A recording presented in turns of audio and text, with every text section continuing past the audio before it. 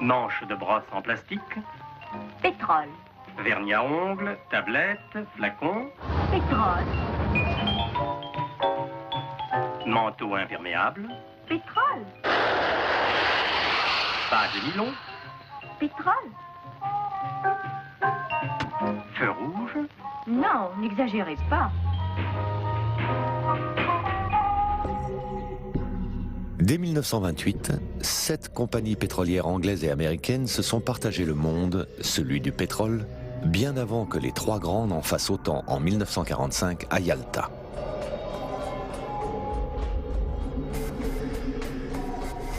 Au lendemain de la Seconde Guerre mondiale, les pétroliers américains n'ont pas été inquiétés pour leur complicité avec l'Allemagne nazie, à qui ils ont permis de fabriquer du pétrole de synthèse jusqu'en 1943. Dès 1945, les États-Unis négocient l'exclusivité des ressources pétrolières de l'Arabie saoudite en lui offrant une protection politique et militaire. 1 an plus tard, en Iran, les Soviétiques créent une république fantoche, l'Azerbaïdjan, pour s'emparer des champs pétroliers du nord du pays. Ce sera le véritable début de la guerre froide. Les Iraniens saisissent le Conseil de sécurité des Nations Unies. Le président Truman brandit la menace de l'arme atomique. Staline, qui a d'autres visées en Europe de l'Est, finit par céder.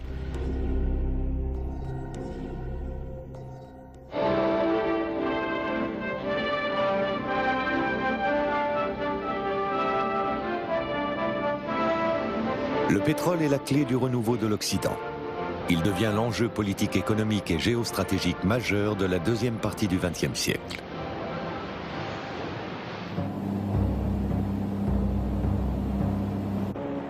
Sept compagnies privées règnent en maître sur le monde. Elles ne redistribuent que 30% de leurs bénéfices aux pays producteurs. Mais au Venezuela, deuxième pays producteur et exportateur mondial de pétrole, en 1948, au terme d'une série de grèves très dures, une modification du régime des concessions est imposée aux grandes compagnies. Ce sera un partage des bénéfices à 50-50. Le ministre vénézuélien du pétrole, Pérez Alfonso, se rend au Moyen-Orient pour convaincre les autres pays producteurs de suivre son exemple. Dès 1950, les dirigeants américains de l'Aramco proposent à l'Arabie saoudite le même partage. Malgré cette apparente concession, les profits des compagnies américaines ne sont pas menacés, puisque les sommes qu'elles reversent aux pays producteurs sont déductibles des impôts qu'elles payent aux États-Unis. Cet accord de façade suscite le mécontentement croissant des pays producteurs. L'Iran déclenche la première grande crise politico-financière de l'histoire du pétrole. Après avoir tenté de négocier en vain les accords qui la liaient à la Grande-Bretagne au début des années 30, l'Iran revendique le même traitement financier que l'Arabie saoudite. L'anglo-iranienne refuse. Le 11 avril 1951, un vieux militant nationaliste, le docteur Mossadegh, prend la tête d'un gouvernement de front national. Le jour même, il présente devant le Parlement un projet de loi proposant la nationalisation de l'Anglo-Iranian Oil Company. Le projet est immédiatement approuvé par le Shah, qui signe le décret dans la foulée. L'Occident accueille la nouvelle avec condescendance. À Téhéran, tous les regards sont fixés sur le palais de l'Anglo-Iranian Oil Company, centre névralgique de la fièvre du pétrole. Alentour, c'est le grouillement de formes et de couleurs de toutes les villes orientales, mais chacun sait qu'un drame est en train de se jouer. Les délégués du gouvernement pour la nationalisation ont pris l'avion pour rencontrer les envoyés britanniques. Comme viatique, ils emportent le Coran, la collade du Grand Mellah et un des drapeaux que brandissent leurs partisans et qui porte inscrit « Si Dieu est avec nous, quel obstacle pourra nous arrêter ?» En fait, cela signifiait la perte immédiate des concessions pétrolières au profit des nationalistes. C'était donc un précédent. Si les Iraniens nationalisaient leur pétrole et récupéraient les profits issus de son exploitation, qu'allait-il se passer au Koweït et plus grave encore en Arabie saoudite? Les Saoudiens allaient-ils réclamer un accord encore plus avantageux que celui des Iraniens? C'était bien ça le danger. C'était ça qui inquiétait les gens. L'anglo-iranienne prédit le pire. In your opinion, Mr. Jackson, what would be the probable effect in Persia of British withdrawal? I think economic disaster. The Persians think that by nationalizing oil, they are going to get rich. Unfortunately, the reverse will be the case. Le gouvernement britannique menace d'envahir l'Iran. Il ferme la raffinerie d'Abadan et rapatrie ses techniciens. Il instaure un blocus sur les importations pétrolières iraniennes. Dans un film de propagande, l'anglo-iranienne s'érige en victime et insiste sur sa contribution au développement du pays. Our picture could only be complete if we could show you what the conditions were like before the oil company came into being. But the British have introduced hygiene into Persia, education, there was almost total illiteracy before the company's time, and sport. Almost from the first, Persians were trained for executive posts, so that when the installation should revert legally to Iran in 1993, there would be skilled Iranian technicians capable of running them. L'idée des Anglais, c'est de dire, financièrement, ils ne pourront pas tenir, donc ils vont céder. Les Américains sont beaucoup plus embêtés, parce que Abadan est une base d'approvisionnement pour les avions. À un moment, on est en guerre de Corée. Et donc, tout point d'approvisionnement a une importance stratégique énorme. Donc, il va y avoir des négociations très dures entre le Foreign Office et Washington sur qu'est-ce qu'on fait en Iran. L'Angleterre saisit le Conseil de sécurité des Nations Unies. Mossadegh vient plaider sa cause à l'ONU.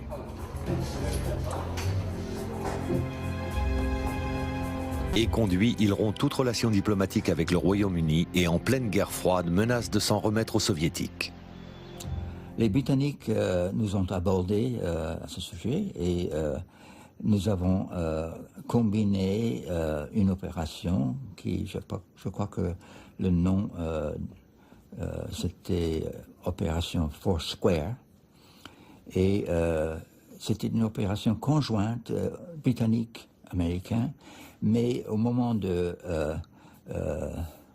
vérité, si vous voulez, c'était les Américains qui avaient le dessus. Par crainte de voir l'Iran basculer dans le camp communiste, le président Eisenhower charge son sous-secrétaire d'État Herbert Hoover Jr. de résoudre le problème iranien sans prendre le risque d'une crise ouverte avec l'Union soviétique. Mais cette crise est aussi pour Washington une formidable opportunité. Herbert Hoover Jr. convoque les présidents des 5 majors américaines qui n'ont jamais pu mettre les pieds en Iran, chasse gardée des Britanniques. Pour s'implanter durablement dans le pays, ils feront semblant de respecter la volonté des Iraniens en créant un nouveau consortium chargé de gérer leurs intérêts. Les Américains en contrôleraient 40%, les Britanniques les 40 autres, et pour faire bonne figure, la France les 20% restants. Après d'âpres négociations, les Anglais affaiblis n'ont pas le choix et acceptent le marché qu'on leur propose. Il ne reste plus qu'à se débarrasser de Mossadegh. British Petroleum débarque à Washington et affirme « C'est un communiste, il faut s'en débarrasser ». Mais c'était des foutaises. Regardez les documents de l'époque. J'ai lu le dossier de la CIA sur Mossadegh d'un bout à l'autre, qui sont soi-disant détruits. Mais c'est faux. Lisez-le, vous verrez qu'il s'agit du pétrole. Mossadegh n'était pas un communiste. C'était un nationaliste, un socialiste. Il était bien des choses, mais ce n'était pas un communiste. La CIA, le département d'État et la British Petroleum ont convaincu la Maison-Blanche, Eisenhower et le Congrès de le renverser sous couvert de la lutte anticommuniste. Un peu comme la lutte antiterroriste aujourd'hui. C'est Allen Dulles, le nouveau directeur de la CIA, qui s'en charge. Il envoie clandestinement l'un de ses adjoints, Kermit Roosevelt, en Iran pour déstabiliser le régime. Kermit Roosevelt rencontre en secret le souverain iranien. Il l'assure du soutien des États-Unis s'il parvient à renverser Mossadegh.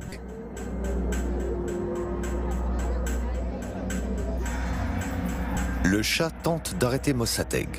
Celui-ci réussit à mobiliser ses partisans et à obtenir les pleins pouvoirs, soutenus par le Parti communiste iranien. La rue prend le dessus. Le Shah est contraint de s'exiler à Rome. Pendant ce temps-là, en Iran, en s'appuyant sur des religieux et des militaires hostiles à Mossadegh et au Parti communiste, Kermit Roosevelt paye des milliers de figurants pour organiser une contre-manifestation favorable au Shah. La maison de Mossadegh est mise à sac. L'armée s'en mêle. Mossadegh est arrêté. Le Shah revient en Iran sous escorte militaire. Comme prévu, il crée un nouveau consortium chargé d'exploiter le pétrole iranien, dans lequel les compagnies américaines sont majoritaires. Pour conforter leur présence en Iran, les États-Unis accentuent leur aide militaire au Shah, qui peut ainsi se payer l'armement nécessaire grâce à l'argent du pétrole. Les Américains gagnent sur tous les tableaux. Ils encaissent les bénéfices du pétrole, mais aussi ceux des armes vendues à profusion au Shah. The Shah closely inspects the latest weapons in the American arsenal of democracy. L'épisode Mossadegh a marqué les débuts des complicités de la CIA avec les grandes compagnies pétrolières américaines. Kermit Roosevelt terminera sa carrière comme vice-président de la Gulf Oil. Les compagnies pétrolières accédaient beaucoup plus facilement à la Maison-Blanche que la CIA. Lorsque je travaillais à la CIA, on m'accordait des accréditations pour le Conseil de sécurité nationale valables une seule journée. Je devais donc redemander la permission chaque jour pour entrer à la Maison-Blanche, alors que les types des compagnies pétrolières avaient des accréditations permanentes. À mon avis, nous sommes en présence de ce que j'appelle le complexe pétrolier. Pour comprendre comment fonctionnent les marchés du pétrole et du gaz, il ne faut pas se focaliser sur les grandes compagnies pétrolières, mais aussi sur les banques, les compagnies de services pétroliers, les compagnies pétrolières nationales, l'armée et bien sûr les agences de renseignement qui occupent une place prépondérante dans cet ensemble. Tout cela est apparu très clairement dans les années 50, lorsqu'en Iran, mais aussi au Venezuela et en Irak, une nouvelle génération de dirigeants politiques nationalistes a pris le pouvoir et a remis en question les fondements mêmes des 7 sœurs, c'est-à-dire leur capacité à fixer les prix. En 1955, à la conférence de Bandung, le tiers-monde fait son apparition sur la scène mondiale. Une trentaine de pays, parmi lesquels les principaux pays producteurs de pétrole, Arabie Saoudite, Iran, Irak, etc., mettent au cœur de leur débat la maîtrise de leurs matières premières. Au même moment, dans l'indifférence générale, un géologue américain, King Huber, employé de la Shell, prédit le déclin inexorable des ressources pétrolières américaines. We have the production rate plotted against time, and initially it starts at 0 and it goes up more and more steeply. Ultimately, it'll reach some climax as the resource begins to be scarce or difficult to discover, and then it goes into a long decline, not abruptly, but gradually back to 0. Un détail incroyable de l'histoire du pétrole est que cet homme, lorsqu'il part à la retraite, est complètement discrédité. Dans les années 70, un de ses détracteurs fit un jour cette remarque. Vous vous souvenez de ce vieux barjot qui bossait pour Shell? Ce docteur Huber, selon qui, soi-disant, il y aurait une pénurie de pétrole aux États-Unis au début des années 70? Regardez ça, on n'en a jamais produit autant. C'était l'année du record absolu de production. Et ce qui est remarquable, c'est que ça ait pris 20 ou 25 ans pour qu'une poignée de gens se rendent compte que, contre toute attente, Huber avait raison. En 1959, l'Union soviétique inonde le marché mondial de pétrole à bas prix. Les 7 grandes compagnies répliquent. Elles décident unilatéralement de réduire de 18 cents le prix du baril. Cette décision brutale diminue de 10% les revenus des pays producteurs, qui, indignés, se réunissent au Caire. Ça m'amusait beaucoup les débats au Congrès arabe du pétrole, surtout quand les sociétés pétrolières venaient envoyer les représentants pour expliquer aux délégués arabes qui étaient là qu'en quoi il ne faut surtout pas remettre en cause les concessions pétrolières. Parce qu'il y a ce qu'ils appelaient le caractère sacro-saint des contrats. Le caractère sacro-saint des contrats. Et que d'après le Coran, et là je ne sais pas, ils avaient sorti quelques versets du Coran, je ne plaisante pas, je dis, c'est comme ça que ça se passait, versets du Coran qui justement interdisait la remise en cause de ce caractère sacro-saint des contrats. Les contrats, comme je disais, enfin ce qu'on appelait les contrats, c'était donc papier rempli à Londres, et puis avec l'empreinte digitale de l'émir local. C'était ça le contrat. En 1960, pour obtenir l'ouverture de négociations, Les pays producteurs et exportateurs créent l'Organisation des pays exportateurs de pétrole, l'OPEP, à l'initiative du Vénézuélien Pérez Alfonso et du ministre saoudien du pétrole, Abdullah Tariki. Ce que M. Tariki faisait, en fait, toutes ces idées qu'il avançait, pour l'époque, étaient considérées comme des choses vraiment révolutionnaires. Déjà, au sein des congrès arabes du pétrole, qui s'étaient tenus qui avaient commencé dans les années 50, il s'était fait l'avocat donc de l'augmentation des prix du pétrole. Et à cette époque-là, même une petite augmentation des prix du pétrole était considérée par les compagnies comme quelque chose de vraiment, vraiment complètement ruineux pour elles. Donc l'augmentation des prix du pétrole, la création de l'OPEP dans laquelle il a joué bien sûr un rôle déterminant avec le ministre vénézuélien de l'époque, et tout ceci a fini par beaucoup embêter le gouvernement saoudien qui par ailleurs subissait les pressions évidemment de la part des Américains. De toute évidence, lors de sa création en 1960, l'OPEP n'avait guère d'influence. Et il est également vrai qu'au début des années 70, après la nationalisation de l'industrie pétrolière, qui a commencé en 1971 avec l'Irak, l'OPEP est tout à coup devenue bien plus puissante. Et les pays membres ont été capables d'affirmer leurs ambitions nationalistes.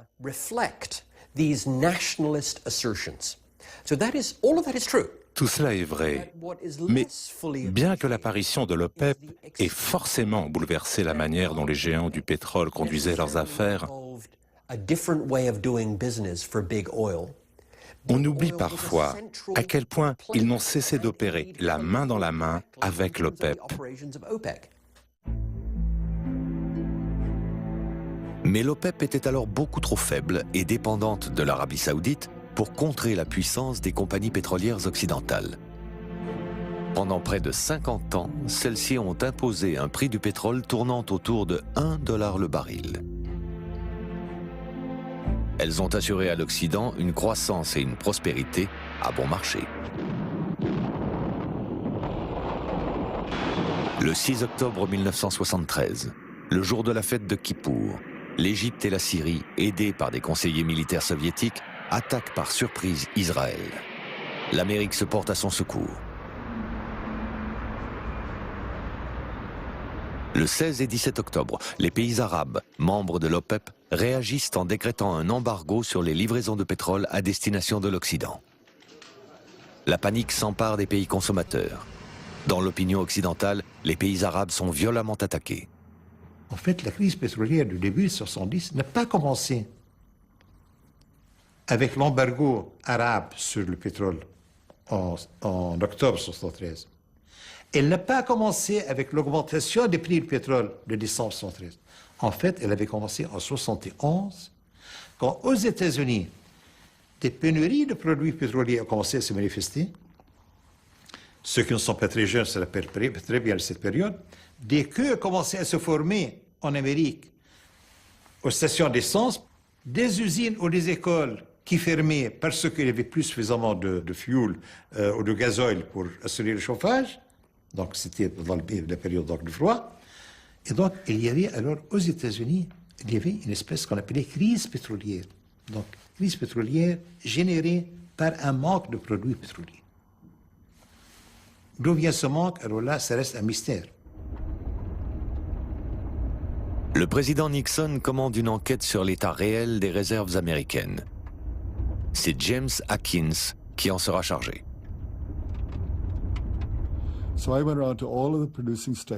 Donc, je me suis rendu dans tous les États américains producteurs et j'ai expliqué que je n'avais pas l'intention de faire un scandale public, que la presse n'en saurait rien, mais que le gouvernement américain m'envoyait pour déterminer combien de pétrole les États-Unis étaient en mesure de produire réellement.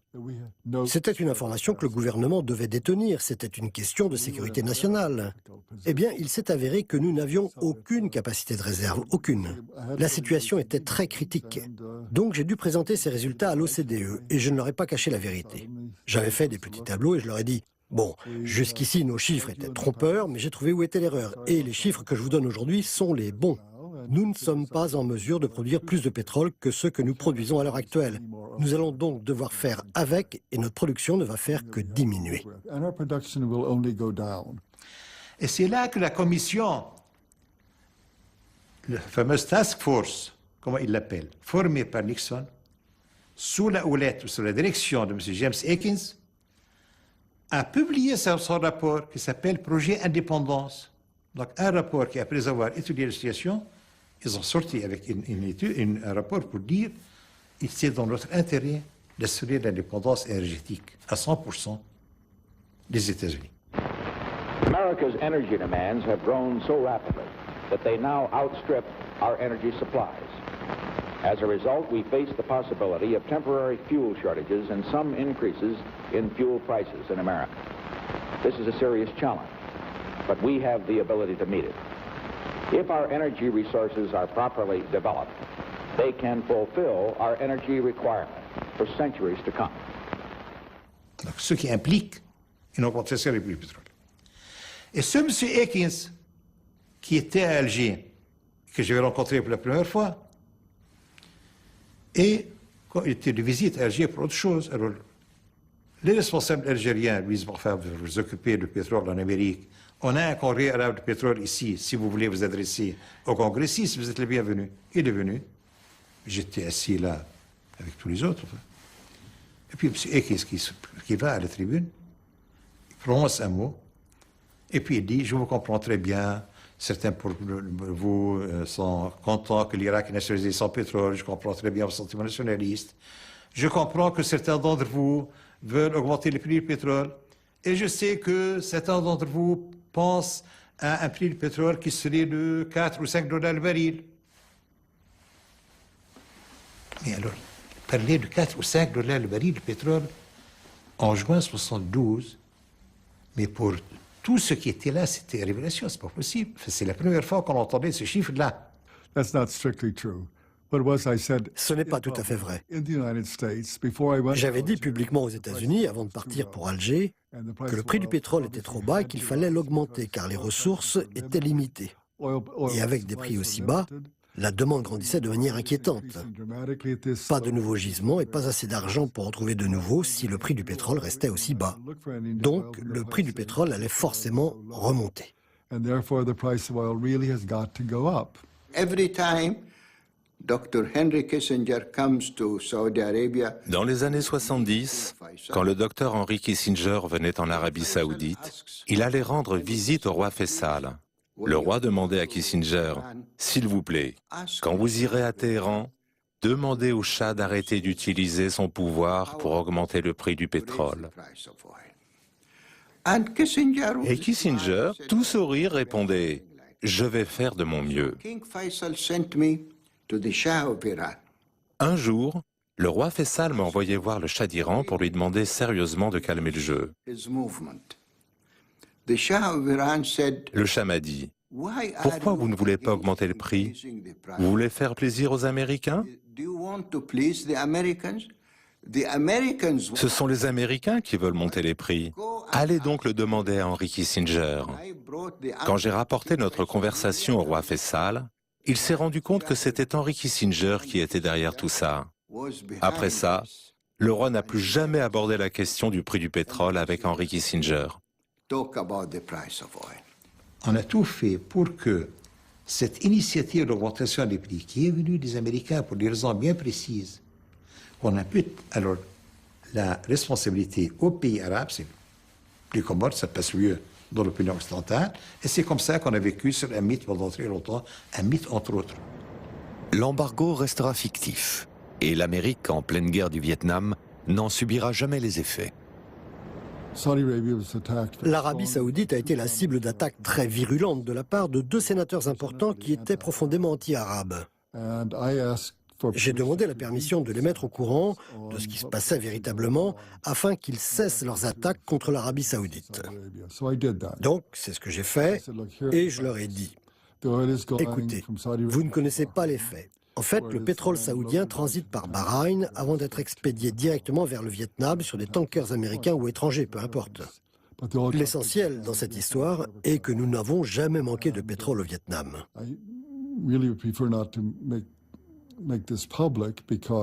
Il fallait absolument que les sénateurs se taisent.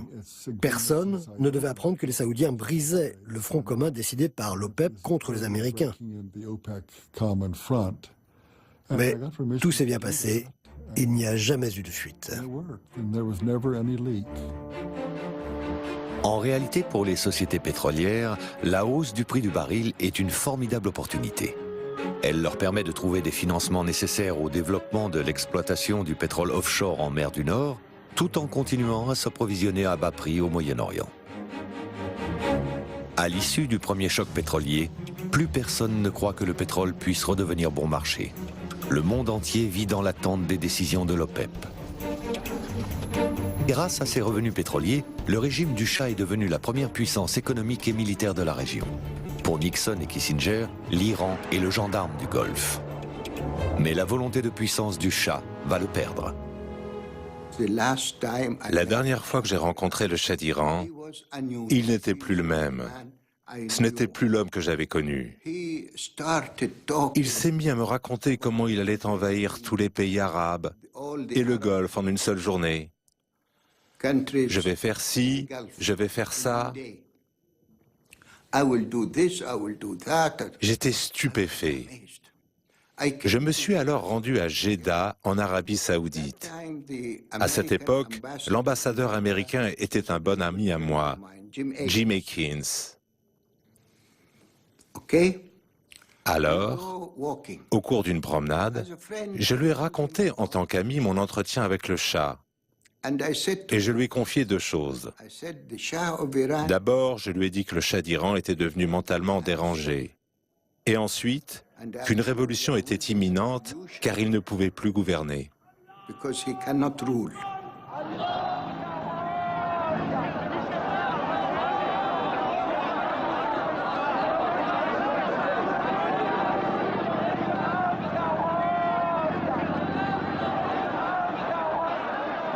En 1979, la prise de pouvoir de Khomeini, qui dénonce la corruption des monarchies du Golfe, menace de déstabiliser le Moyen-Orient. Au même moment, l'armée soviétique entre en Afghanistan. Le président Jimmy Carter décrète un embargo sur le blé et le matériel sensible livré à l'Union soviétique.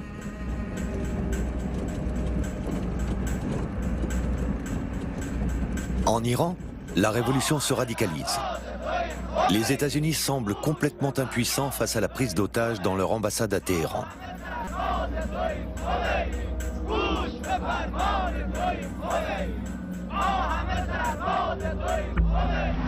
L'entrée en fonction de Ronald Reagan, en janvier 1981, est marquée par la volonté politique de restaurer la puissance américaine. L'affrontement Est-Ouest est alors à un niveau d'intensité rarement atteint depuis la fin de la Deuxième Guerre mondiale. Une fois de plus, le pétrole, mais aussi le gaz, vont être les armes décisives dans la partie de bras de fer qui va opposer les deux grands. L'Union soviétique va en faire les frais. Ce qui préoccupe Ronald Reagan, c'est le projet de construction d'un gazoduc qui doit alimenter l'Europe en gaz soviétique. Les Européens sont sur le point de le cofinancer.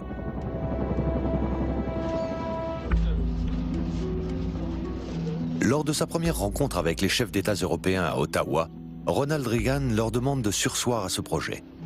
Schmitt refuse, François Mitterrand temporise. Selon mes calculs de l'époque, si le pipeline transsibérien, qui devait alimenter l'Europe, avait été financé et construit, la dépendance des pays de l'Europe de l'Ouest vis-à-vis du gaz soviétique aurait augmenté d'environ 65%. Pour l'Autriche, une partie de l'Allemagne et plusieurs autres pays, la dépendance aurait été de 100%. Donc, sur l'ensemble de l'Europe, on parlait de 65%, ce qui représentait à mes yeux une carte maîtresse pour Moscou. Les Russes auraient pu utiliser ce moyen de pression en cas de regain de tension ou en profiter juste pour gêner l'OTAN, s'ils l'avaient jugé utile. La proclamation en 1981 de l'état de guerre en Pologne radicalise les deux camps et renforce l'intransigeance de Reagan. Our sanctions against the military dictatorship that has attempted to crush human rights in Poland and against the Soviet regime behind that military dictatorship clearly demonstrated to the world that America will not conduct business as usual with the forces of oppression. Les Européens se désolidarisent des États-Unis. Ils ont besoin du gaz soviétique pour faire tourner leur économie. En 1981, nous avions été appelés à décider à l'échelle européenne à décréter un embargo face à l'Union soviétique à cause de l'état de guerre décrété en Pologne, à l'époque contre Solidarność.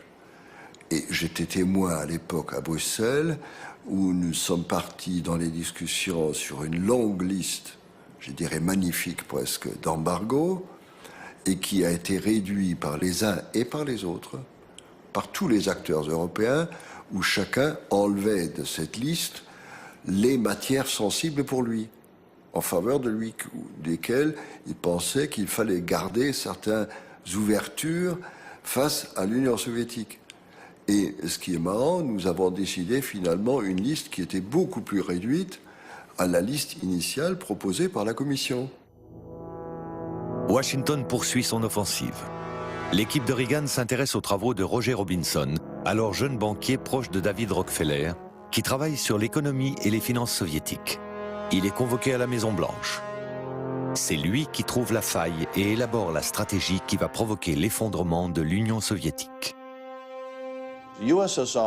L'URSS, en ce temps-là, avait un revenu annuel de devises étrangères de tout juste 32 milliards de dollars par an. Si vous réfléchissez un peu à ce montant, cela représente environ un tiers des revenus annuels de General Motors ou d'Exxon à la même époque. Un tiers du chiffre d'affaires d'une grande compagnie américaine. Et de l'autre côté, avec cette même somme d'argent, il régnait sur un empire qui s'étendait de la Havane à Hanoï. Je suis allé à la Maison-Blanche et le juge Clark m'a posé une question toute simple. Il m'a demandé « Que feriez-vous si vous travailliez ici ?» Et j'ai dit « Eh bien, je suis ravi que vous me posiez cette question parce que justement, j'ai un plan. » Et je lui expliquais comment limiter la dépendance de l'Europe de l'Ouest vis-à-vis du gaz soviétique en bloquant les lignes de crédit nécessaires à la construction de ce pipeline, en resserrant les contrôles technologiques, tout cela pour essayer de faire baisser le prix du pétrole. Parce que, à ce moment-là, chaque fois que le prix du baril de pétrole chutait d'$1, l'URSS perdait entre un demi-milliard et $1 milliard de bénéfices. En clair, j'ai dit au président, si on compare ce que son vaste empire coûte à l'URSS, c'est-à-dire entre 15 et 17 milliards de dollars par an, et là je ne parle que des devises étrangères, pas du budget total. Donc, si on compare à ce que l'URSS emprunte par an, on retrouve à peu près la même somme. On peut donc en déduire qu'en réalité, les gouvernements de l'Ouest et les banques financent annuellement 100% du coût de ces pays satellites. Et je ne lui ai pas dit 10%, mais bien 100%. Ce constat fut le point de départ de discussions qui ont duré à peu près un mois. Le président a alors clairement exprimé à son conseiller de la sécurité nationale, Bill Clark, sa volonté de poursuivre ce plan secret en bloquant les devises étrangères finançant l'Union soviétique. Et je me souviens encore de sa sortie à l'époque. Ce n'est peut-être pas exactement ce qu'il a dit mot pour mot, mais c'était quelque chose du genre « Je me fiche de comment vous y arrivez, mais faites-le ». La tension Est-Ouest est exacerbée par l'installation des missiles américains Pershing en Europe face aux SS-20 soviétiques disposés en Allemagne de l'Est. Reagan prend la décision d'imposer un embargo total sur le projet de gazoduc soviétique.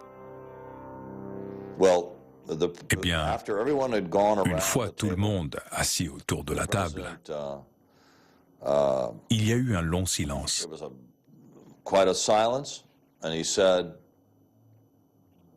Le président a déclaré « OK.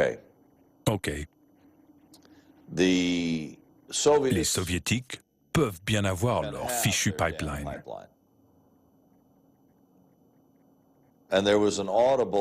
Dans la salle, il y a eu un soupir de soulagement.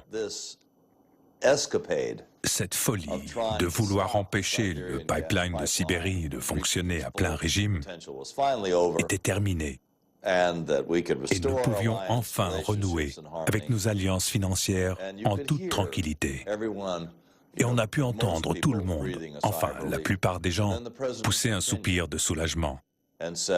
Puis le président a repris la parole, il a tapé du poing sur la table et il a dit « Mais pas avec du matériel américain, pas avec la technologie américaine. » Toute la salle était sous le choc. Et Bill Clark a dit « Le président vient de décider. »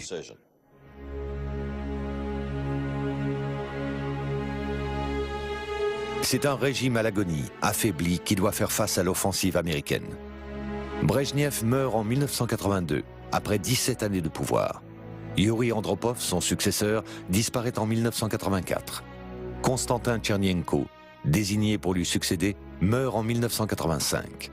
Gorbatchev arrive au pouvoir alors même que Washington a ouvert un nouveau front. En effet, dès 1984, Reagan a demandé à son ami William Casey, directeur de la CIA, de négocier dans le plus grand secret avec les dirigeants saoudiens. Au terme de longues et difficiles négociations, un accord est enfin conclu en 1985 lors de la première visite d'État du roi Fahd à Washington.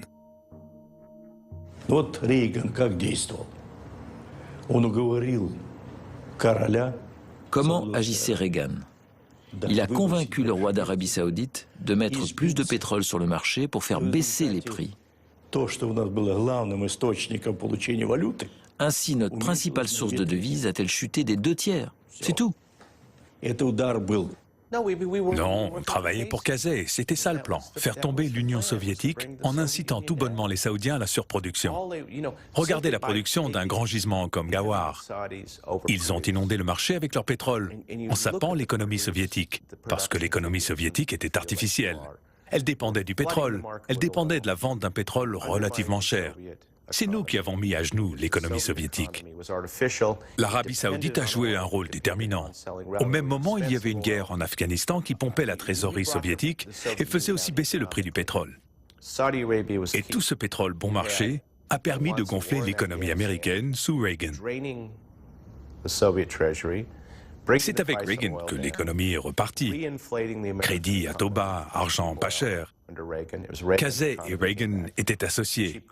Et puis il y avait toutes sortes d'actions secrètes que nous menions depuis l'Arabie saoudite. C'était l'union parfaite pour tous les néoconservateurs.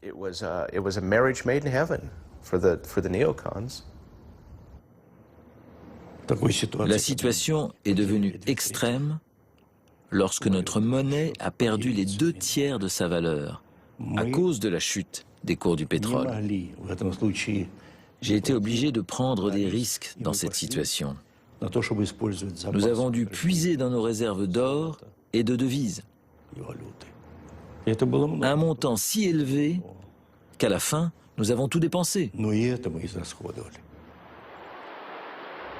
Cet afflux de pétrole bon marché incite les pays arabes de l'OPEP à augmenter artificiellement de 65% le montant de leurs réserves, soit 300 milliards de barils fictifs.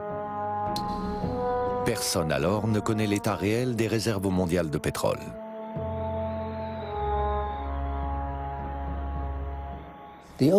En 1984, au sein de l'OPEP, le Koweït donnait un chiffre de 65 millions de barils et ça restait cohérent avec la tendance sur le long terme. Et soudain, en 1985, ils ont ajouté 50% à leur chiffre. Rien n'avait changé sur place dans les gisements pétroliers.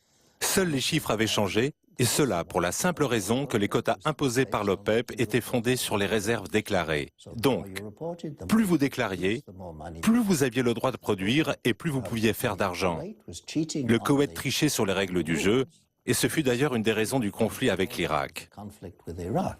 Et puis, 2 ans plus tard, ils ont annoncé une petite augmentation de 90 à 92. Et ça a vraiment énervé les autres membres de l'OPEP. Abu Dhabi s'est mis à dire, si vous en êtes à 92, eh bien nous aussi. Et on est parti de 31. L'Iran a dit, eh bien nous sommes encore plus forts. Nous avons augmenté de 49 à 93. Et Saddam Hussein les a écrasés tous les deux avec 100 en partant de 47. Le Venezuela, de son côté, a fait un bond de 25 à 56 en comptabilisant les pétroles lourds qui n'avaient pas été pris en compte auparavant. Mais l'Arabie Saoudite avait un souci parce qu'ils avaient déjà annoncé plus que le Koweït dans leurs chiffres. Donc, ils ne pouvaient plus augmenter. Donc, ils ont réfléchi pendant 2 ans et puis ils ont déclaré une augmentation massive de leurs ressources et c'est comme ça qu'on s'est retrouvé avec 300 milliards de barils fictifs. Et pendant 1 an ou 2, personne n'a pris ces chiffres au sérieux. Mais, au fil des années, il y avait ce journal spécialisé qui publiait les chiffres annuels des réserves par pays, et chaque année, la BP publiait son livre de données statistiques et les chiffres restaient. Et ce n'était pas 260 000, c'était 261 217. Et ils étaient si détaillés qu'on y croyait presque. Pricewaterhouse vient juste de faire l'audit de ces chiffres. Les Américains n'ont aucune idée des réserves saoudiennes.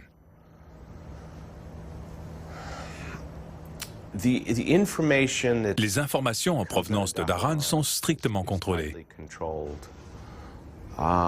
Si on parle des nouveaux gisements de pétrole, il faut savoir que la 3D et les relevés sismiques et tout le reste sont précieusement gardés en Arabie Saoudite.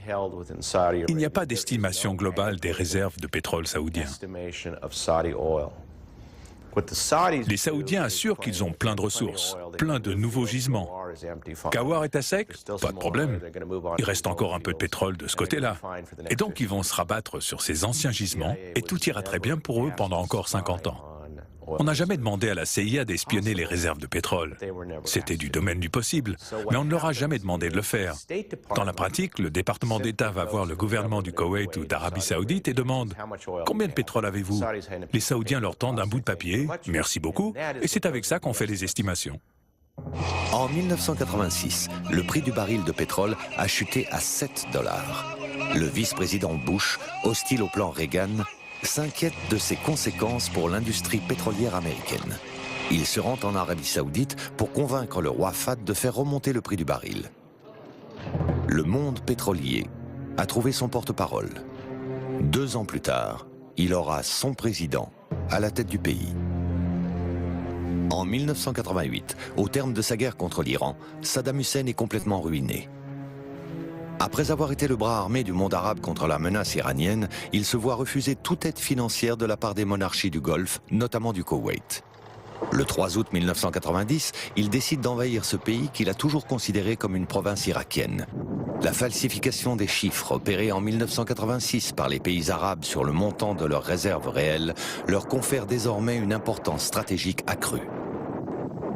On ne savait pas si Saddam Hussein allait traverser la frontière et s'accaparer des puits de pétrole à l'est de l'Arabie Saoudite. We're in a determined mode, a mode that he should get out without concession. And this is the will of the world body. This is the will of the entire world, if you will, against this man. And he's got to understand it. So we're going to keep on repeating it. No concession, no negotiation for 1 inch of territory. And Mr. Saddam Hussein, you simply do what the world is calling upon you to do. Get out. À l'initiative des États-Unis, près d'1 million d'hommes provenant de plus de 30 pays différents sont massés en Arabie Saoudite. C'est la première guerre du Golfe. La première guerre du Golfe est évidemment une guerre de protection des approvisionnements pétroliers, c'est-à-dire pour les États-Unis, indépendamment de la violation des droits de l'homme et des droits internationaux, de la Charte des Nations Unies, etc. Saddam Hussein contrôlant la production irakienne plus la production koweïtienne, étant en position de force militaire pour imposer ses choix à l'ensemble de ses voisins, c'est pas possible. Mais parce que là, c'est lui qui fixerait les prix mondiaux du pétrole. Et on savait qu'il était plutôt dur sur cette question. Mais on peut dire que c'est pas le marché qui compte à ce moment-là, c'est le mécanisme de la sécurité des approvisionnements pétroliers, parce que là, on a, depuis la Seconde Guerre mondiale, pour la première fois, une menace réelle et non pas virtuelle sur la sécurité des approvisionnements pétroliers.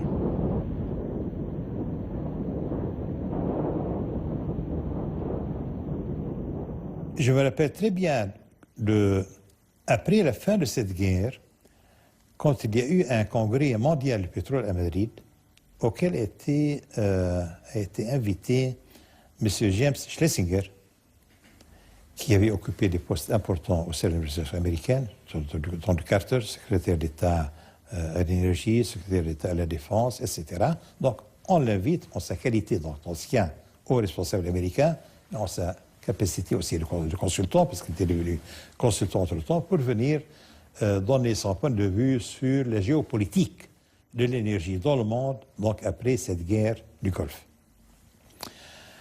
Et je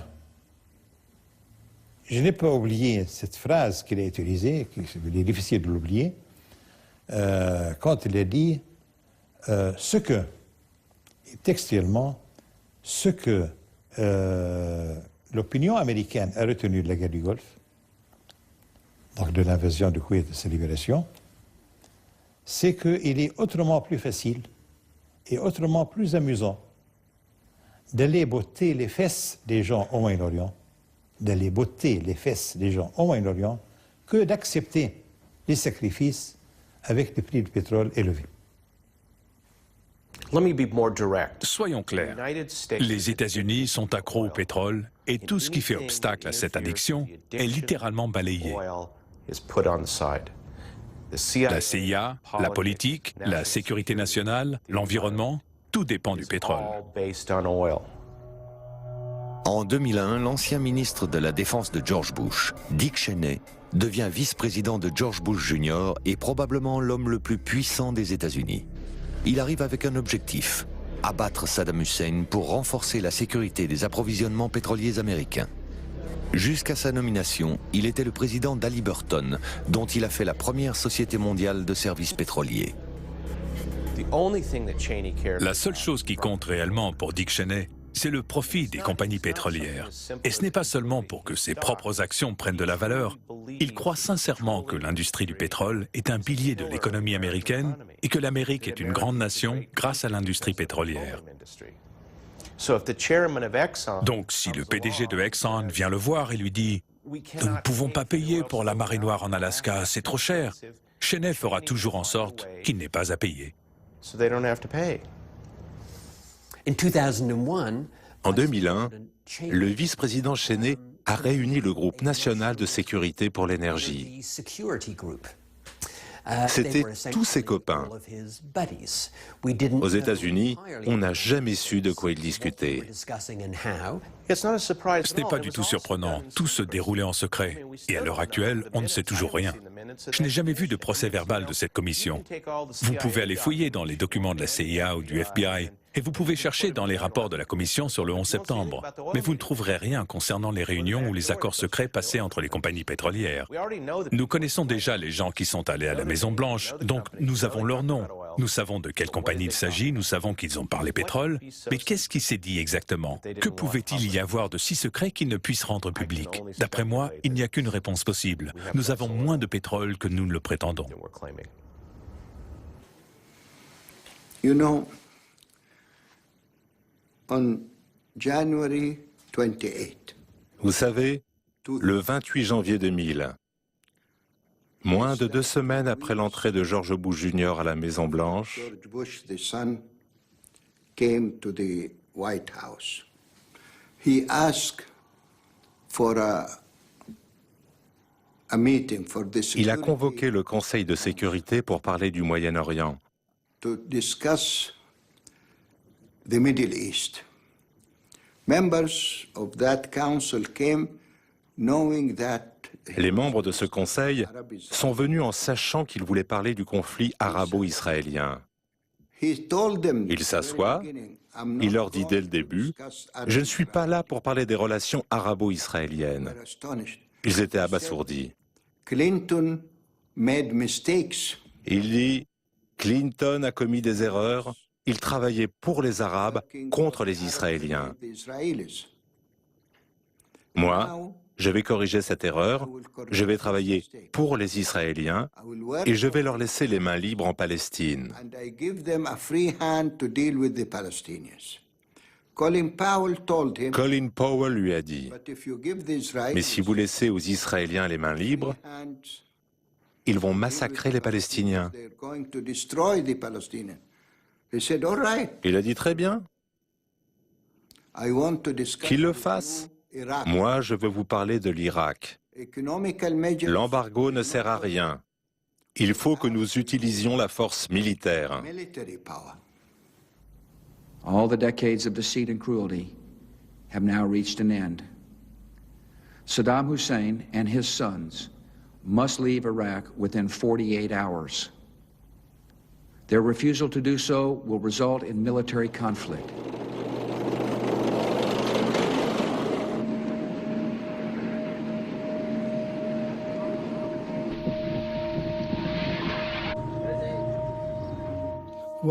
Pourquoi sommes-nous allés en Irak?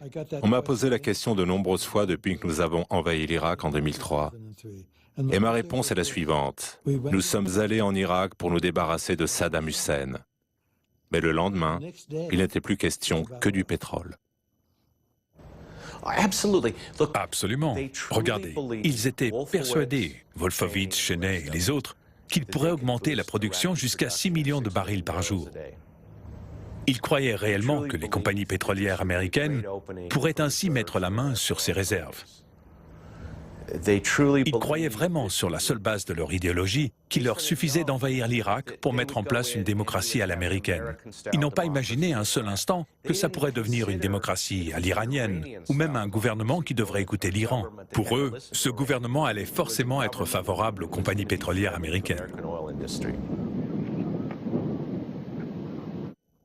Et aucun pays ne contrôle aujourd'hui le marché pétrolier. Il fonctionne comme une matière première complètement dérégulée.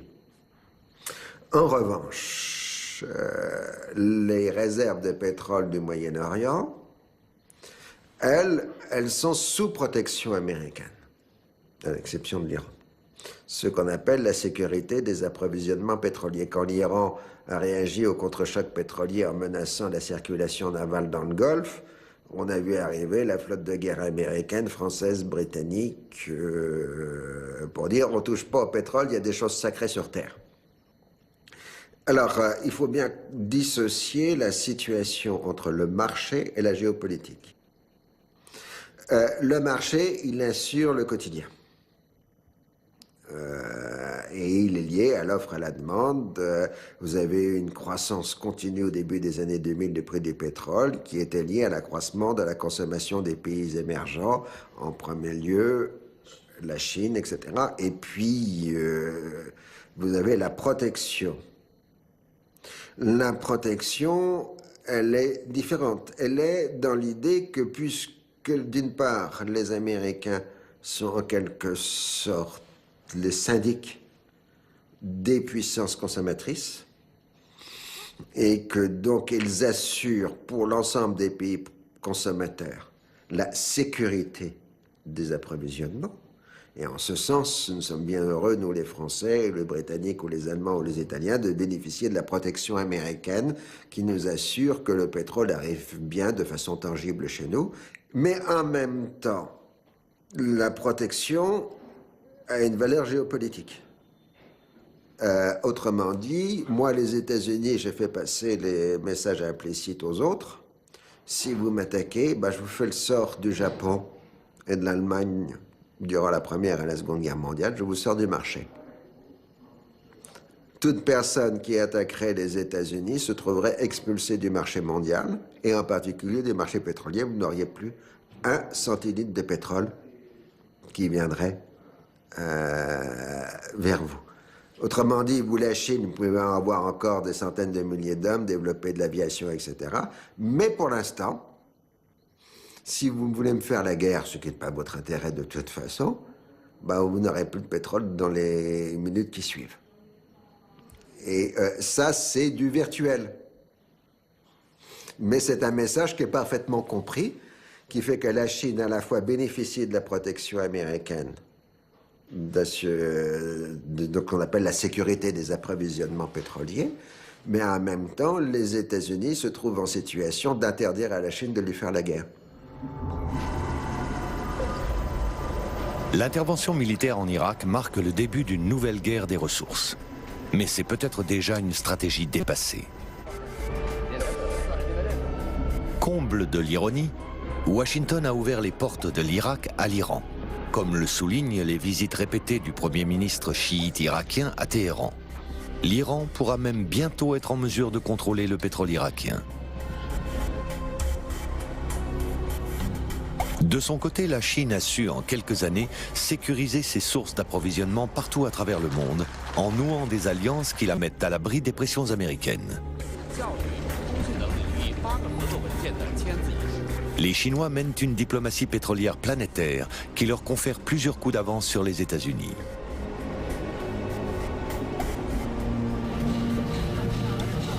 Une véritable chasse gardée.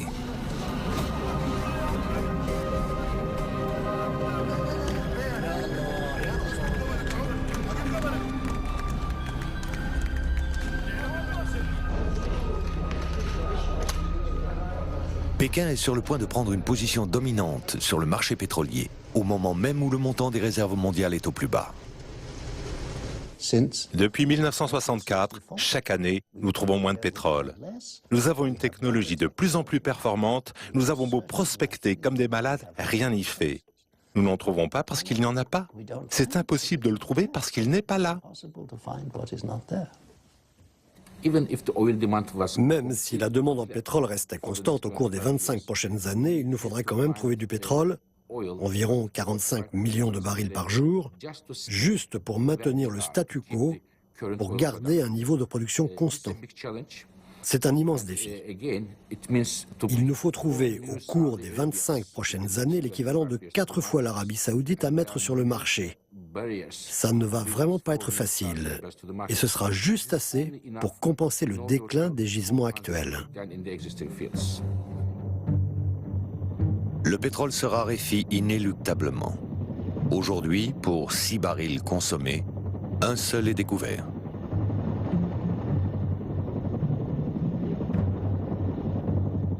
Une nouvelle guerre du pétrole a déjà commencé. Se poursuivra-t-elle en Afrique ?